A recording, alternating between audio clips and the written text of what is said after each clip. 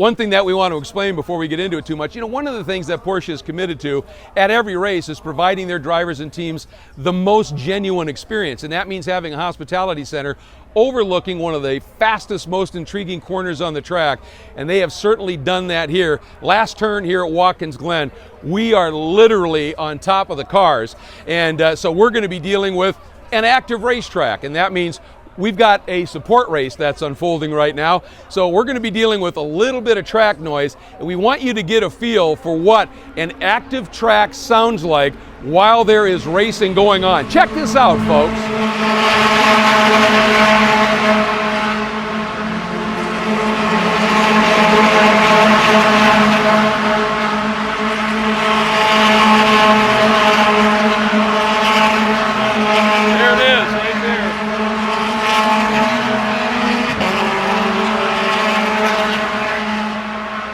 And in racing, we all love the symphony that is the sound of race cars, so we're going to put up with it.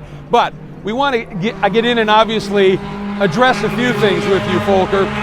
One of the things, certainly, big news here this weekend, the announcement of what the new Porsche LMDH prototype is going to look like with the graphics package, who the drivers are. One of the things that I love is, IMSA I thought had a brilliant move when they decided to name the new LMDH category GTP, a throwback to the glory years of the original IMSA. And now you guys announced that the new Porsche, the 962 back in the glory area, it's the 963. That's a nice bit of dynamic and symbology, isn't it? Yeah, it is. I mean, same as IMSA, we have a huge tradition in endurance racing. I think that's why the naming has to be that way. There's no other way to call it 963. Yeah, absolutely. It's just wonderful, and it's an exciting new era of racing with the convergence. You in partnership with Penske are going to be fielding 2 cars here in IMSA, 2 cars in the World Endurance Championship. But that doesn't mean there's any diminishment at all in the commitment of Porsche to their customers, does it? No, the LMDH program is really on top program. And as also told, we will also introduce customer cars for next season, which means that's additional effort, but we will scale up and make sure that our quality level at each on the other platforms and steps what Porsche is running, what we are unique for, having the whole ladder system, so you can come from a Cayman GT4 Club Sport or even a street car through our racing schools up to LMDH racing. So that's unique about Porsche, and we will deliver first quality. We think about Nick Tandy, who made the move and ended up winning Le Mans overall. Earl Bamber, who went through the Porsche pyramid, wins at Le Mans overall. That's the carrot out there for the drivers that are going through the Porsche pyramid. Now that top level is once again very clearly defined, and everybody's going after it. And Mathieu Jaminet and Matt Campbell, 2 of the drivers racing here at the Glen, they've been given the gift. They're going there. That can happen. Yeah, absolutely. That can happen in the future. And even if you look in the Carrera Cup paddock now, there's a lot of guys who were racing our street cars in racing school 3 years ago. So it's not about always becoming to the top, but you have the possibility and you have a lot of playground within the same brand. So from your perspective, at this stage, where does this lead? Where are we going now? We've got the convergence, you've got the LMDH program, which is one of the more cost-effective ways to go top-tier prototype racing. But Porsche never sits still. What are you looking at, both in the overall top level of things, but also in your customer programs? So of course, next step, or what's always around, is electrification of racing. So we're also looking into this. It's not about that we think electrification will take away the actual racing. It will be additional pathway. We showed with a Mission R, that was a study like how electric race car could look like. Now we have the GT4E Performance, which is a prototype but more ready to race. And we will do exhibition races or laps within this year, and next year in the US we'll have 2 cars here and show how electric Cayman can race like, can feel like. And that's like the next step, and then the next step would be to have a one-make series electrified, but this will take some time. And that certainly appears to be the future of the sport, combining the hybrid systems and the electrification and the like. And it doesn't take away from the performance of the cars, from the abilities of the driver, or the excitement of the racing. I mean, we've seen that. Look at Formula E, where Porsche is very involved. Yeah, but I don't think it will be one or the other. Right. I think it will be both. Because looking to the big races are endurance races.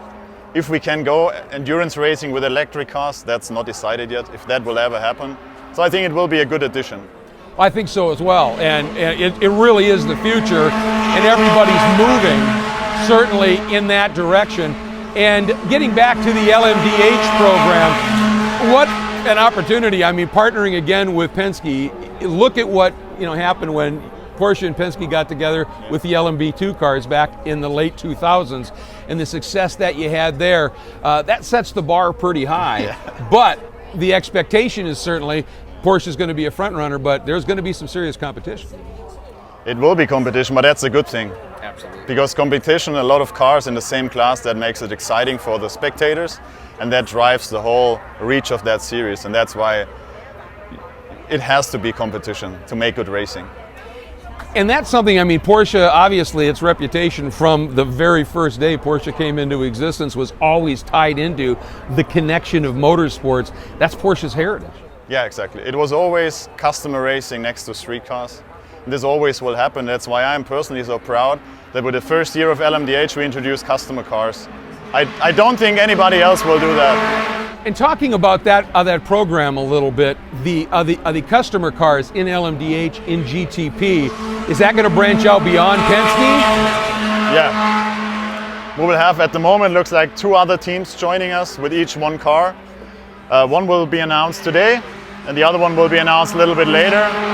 But that will be, they will receive the same spec cars, they will receive all the information we have, and then we just leave it to the teams how much of that last percentage of performance know-how they exchange or don't exchange. But at the end, everybody gets the same support, the same spec cars, and then it's up to the teams, to Penske and to the customers to fight for the overall win. The one difference, of course, from the original GTP era and the 962s, 956s, you think about Reinhold Jost, for instance, who would buy the car, but back then there wasn't the restrictions, the homologations, however you want to put it, so you could modify it up and do all kinds of things.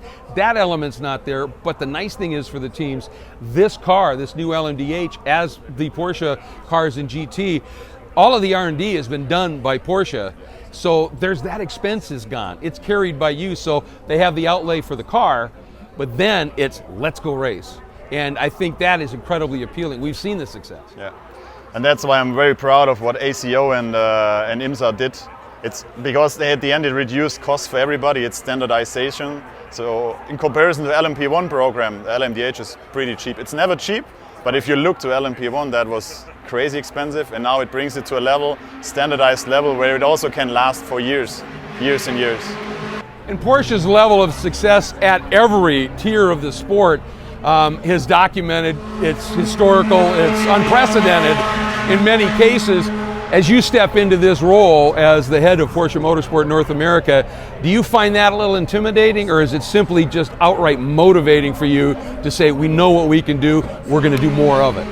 I mean, it's a big task, but I was prepared for that since 2015. I was in Weissach within International Motorsports, so I was backing up the PMNA president at this time, so I was his counterpart, so I got a good preparation. That's why I feel confident, but for sure it's a big task, and if you see the successes of Porsche in the past, it's quite an exhausting task. Yeah. I bet it is, but confident that you're up to it, and we are so excited to see what 2023 and beyond brings, and we certainly appreciate your guidance now at the head of Porsche Motorsport North America and the great team that you always have underneath you that makes all of this happen, and we really appreciate you taking some time from a very busy schedule here this weekend to stop by, Volker. Thank you very much. Dankeschön.